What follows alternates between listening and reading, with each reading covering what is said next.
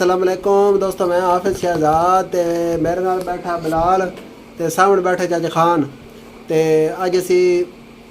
हासे वाली गल्लां साढ़े कोल नहीं आई, साढ़े कोल परेशानी वाली गल्लां ते जिस तरह तुसी सुन रहे हो सो खबरों में। हाँ जी, ईरान के जो हालात चल रहे हैं तो ईरान का बड़ा नुकसान होया। इसराइल ईरान के हमला कर दिता तो लगातार हमले कर रहा। तो ये बहरहाल ये खान जी बड़ा दुख है, अफसोस है कि भाई जो ना इंसानियत मर रही है। यहूदी मरन वो भी इंसान है, मुसलमान मरन ये भी इंसान है। तो जनाब जो ना खिडौणियां दी दे नाल जो खेडा जा रहा है इंसानी जिंदगी ना, इंसानी जिंदगी का ज़िया वो कित भी है ना। तो वो असी उस चीज़ के खिलाफ हाँ। मुसलमान शहीद हो गए तां भी जे हाँ बिल्कुल, काफर हो गए तां भी इंसान तो है, इंसानियत का कतल जड़ा जी हाँ।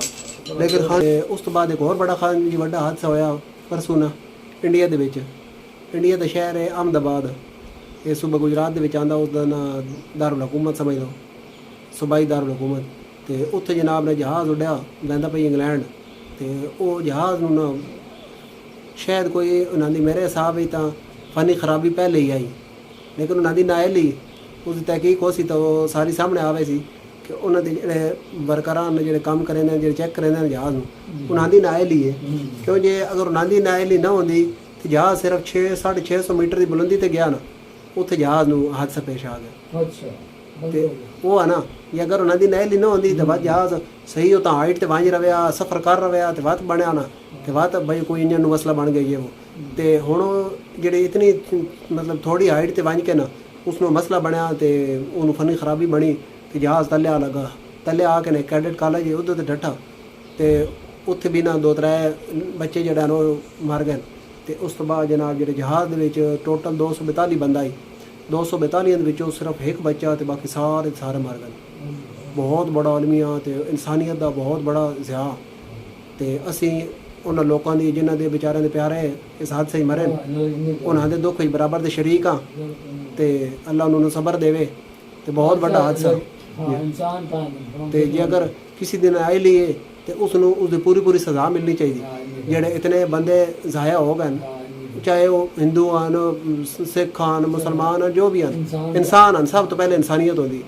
तो वो जनाब ने उन्होंने दी उन्होंने सज़ा मिलनी चाहिए। वो सामने आने चाहिए जेडे इस दिन गफलत के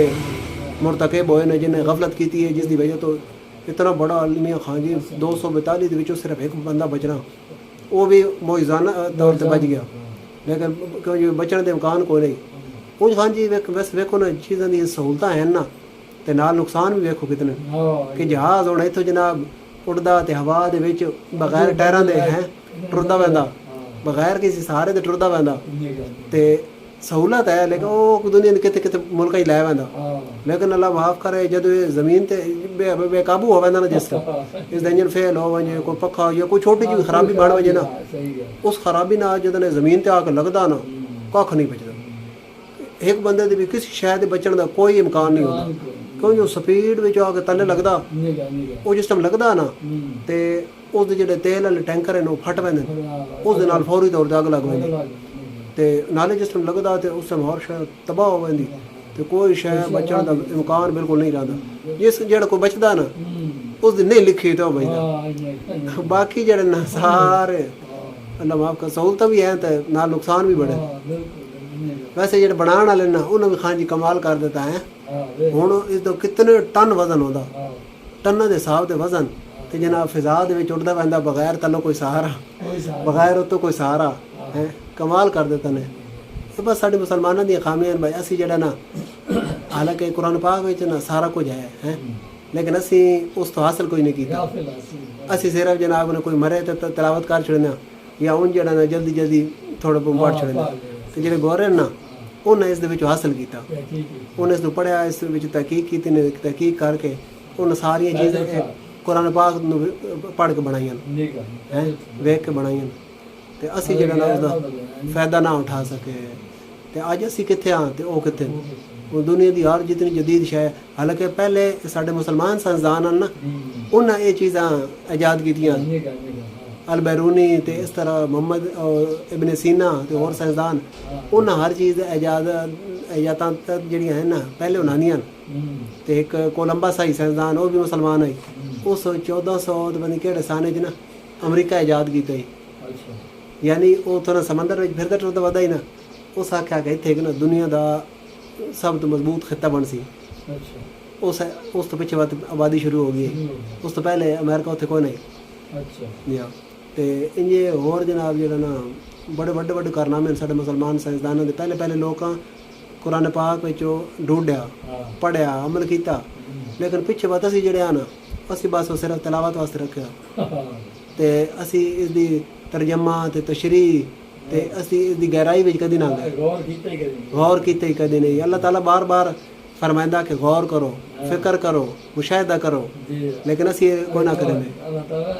अकल वालों की निशानी है हाँ जी बिल्कुल उस तो बाद हाँ जी उस तो बाद अल्लाह ताला आदा मेरी ज़मीन जी ना वो फिर असी ना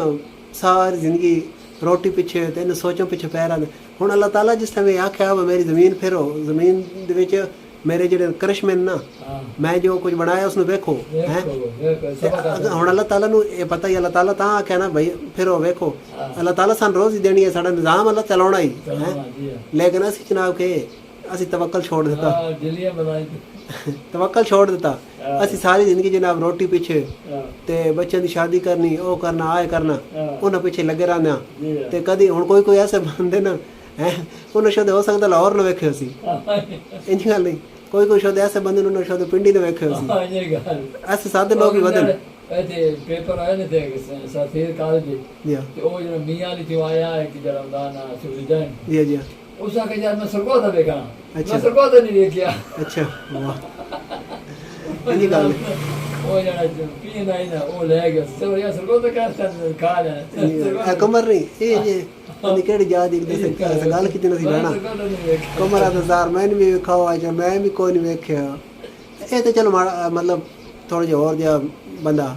ਉਹ ਚੰਗੇ ਭਲੇ ਬੰਦੇ ਨੇ ਮਸਲ ਪੈਸੇ ਪੁੱਛ ਵੀ ਹਨ ਲੇਕਿਨ ਉਹ ਜਨਾਬ ਨਹੀਂ ਵੇਖ ਸਕਦੇ ਸਾਨੂੰ ਸਾਰੀ ਜ਼ਿੰਦਗੀ ਸੋਚੇ ਹੀ ਲੈ ਕੇ ਖਾਦੀ ਪੀਟਦੀ ਰੱਖਦੀਆਂ ਤੇ ਬਸ ਇਹਨਾਂ ਸੋਚਾਂ ਚੋਂ ਨਾ ਕਦੀ ਨਾ ਨਿਕਲਣਾ ਚਾਹੀਦਾ ਨਿਕਲ ਕੇ ਥੋੜੇ ਸਫ਼ਰ ਕਰਨੇ ਚਾਹੀਦੇ ਬਾਤ ਅਸੀਂ ਨਾ ਇੱਕ ਹੋਰ ਸਾਡੀ ਖਾਮੀ ਹੈ ਉਹ ਅਸੀਂ ਜਨਾਬ ਹੁਣ ਮਿਸਾਲ ਦੇ ਤੌਰ ਤੇ ਮੇਰੇ ਤੇ ਚਲੋ ਥੋੜੀ ਸਿਹਤ ਵਾਲਾ ਮਸਲਾ ਹੈ ਹਿਜਰਤ ਅਸੀਂ ਨਾ ਕਰਾਂਗੇ ਹਿਜਰਤ ਹਾਲਾਂਕਿ ਸੁਨਨਤ ਹੈ ਹਿਜਰਤ ਸੁਨਨਤ ਹੈ ਤਾਂ ਅੱਲਾਹ ਤਾਲਾ ਬੜੀ ਬਰਕਤ ਰੱਖੀ ਤੁਸੀਂ ਇੱਕ ਇਲਾਕੇ ਵਿੱਚ ਅਗਰ ਤੁਹਾਨੂੰ ਕੋਈ ਪਰੇਸ਼ਾਨੀਆਂ ਮਸਾਇਲ ਹੈ ਤੁਸੀਂ ਉਹਨਾਂ ਚੋਂ ਨਾ ਨਿਕਲ ਸਕਦੇ ਪਏ ਤੁਸੀਂ ਹਿਜਰਤ ਕਰੋ ਦੂਜੇ ਸ਼ਹਿਰ ਹੋ ਜਾਓ ਉੱਥੇ ਤੁਹਾਡੀਆਂ ਦੂਰ ਹੋਵੇ ਅਸੀਂ ਯਾਦ ਕਿਉਂ ਨਹੀਂ ਆਦੇ ਸਾਡੀ ਪਰੇਸ਼ਾਨੀ ਬਣੀ ਮਤਲਬ ਅਦਮਲ ਕਿਉਂ ਨਹੀਂ ਗਏ ਉੱਥੇ ਤੋਂ ਬਿਨਾਂ ਬਾਤ ਹੁਣ ਬਾਤ ਇਨਫਾਜ਼ਤ ਤਾਂ ਨਾ ਗਏ ਹਿਜਰਤ ਕਰੇ ਹੁਣ ਬਾਤ ਸਾਡਾ ਕੰਮ ਜਿਹੜਾ ਹੁੰਦਾ ਥੋੜੇ ਸ਼ਹਿਰ ਬਦਲੀ ਕਰਨੀ ਜਿਹੜਾ ਹੁੰਦਾ ਨਾ ਭਾਈ ਹੁਣ ਵੇਖੋ ਨਾ ਜੀ ਠੀਕ ਹੈ ਦੋਸਤੋ ਅੱਜ ਦੀ ਵੀਡੀਓ ਇੱਥੇ ਖਤਮ ਕਰੇ ਨਾ ਤੇ ਖਾਨ ਸਾਹਿਬ ਨਾਲ ਗੱਪਸ਼ਪ ਲੱਗੀ ਤੁਸੀਂ ਉਮੀਦ ਇੰਜੋਏ ਕਰੇ ਸੋ ਤੇ ਮਿਲਦੇ ਹਾਂ ਕੱਲ ਇੱਕ ਨਵੀਂ ਵੀਡੀਓ ਵਿੱਚ ਨਵੀਆਂ ਗੱਲਾਂ ਬਾਤਾਂ ਦੇ ਨਾਲ ਅੱਲਾਹ ਹਾਫਿਜ਼